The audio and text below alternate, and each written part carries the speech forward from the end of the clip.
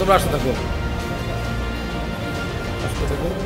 হানি trap এর মাধ্যমে একটা মেয়ে তাকে ইউজ করে 4 জন ছেলে আরেকটা ছেলেকে যে হলো হানি ট্র্যাপের ফাঁদে পড়েছে তাকে সেই বিষয়ে এটা আছে যে সেই ছেলেটার নাম হলো গিয়াসউদ্দিন, তার বাড়ি হলো হরিরামপুর মানিকগঞ্জ, সে মিরপুরে থাকে এবং বাংলা কলেজের একজন স্টুডেন্ট, সাথে রাইড শেয়ারও করে থাকে। তো চলতি মাসের 20 তারিখে সুমি আক্তার নামে একটা মেয়ে, তার বাড়ি হলো মাগুরা, সে ডেটিং সাইট টান অ্যাপস, এই অ্যাপসের মাধ্যমে এই গিয়াসউদ্দিনের সাথে যোগাযোগ স্থাপন করে তাদের মধ্যে একটা প্রেমের সম্পর্ক গড়ে তোলার পরে এই 20 তারিখেই তাকে এই আশুলিয়া থানাধীন জামগড়ায় একটা বাসায় তাকে ডেকে নিয়ে আসে। তো তার কথা মতো গিয়াসউদ্দিন সেই জামগড়ায় 20 তারিখে রাতে চলে আসে, রাত 9টার দিকে।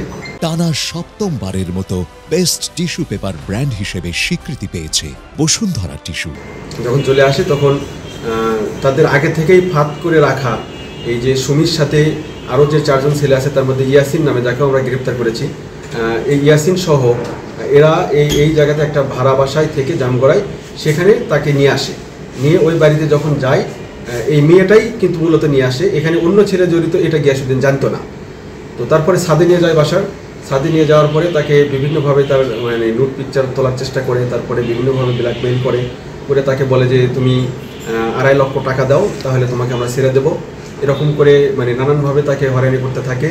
তখন 4 দিন ধরে না পায় এবং তখন তার কাছে থাকা 12,000 প্লাস কিছু টাকা, তার একটা আইফোন মূল্যায়ন মানে 30,000 টাকা হবে পুরাতন 2006 সাথে, এছাড়া তার কাছে একটা মোটরসাইকেল ছিল যেটা দিয়ে সে রাইড শেয়ার করে থাকে। এগুলো তার কাছ থেকে তারা ছিনিয়ে নিয়ে তারপরে তাকে 25 তারিখে মধ্যরাতে তাকে বাইরে এসে কোনো একটা অজ্ঞাত স্থানে ফেলে রেখে দেয়। গত রাতে সুমিকে এই জামগড়া থেকে গ্রেপ্তার করি এবং ইয়াসিনকেও গ্রেপ্তার করি এবং তাদেরকে জিজ্ঞাসাবাদে তারা প্রাথমিকভাবে তারা এটার সাথে সম্পৃক্ত থাকার কথা সব স্বীকার করেছে এবং তাদের কাছ থেকে মালামাল উদ্ধার রয়েছে এবং বিজ্ঞ আদালতে তাদেরকে আমরা প্রেরণ করব।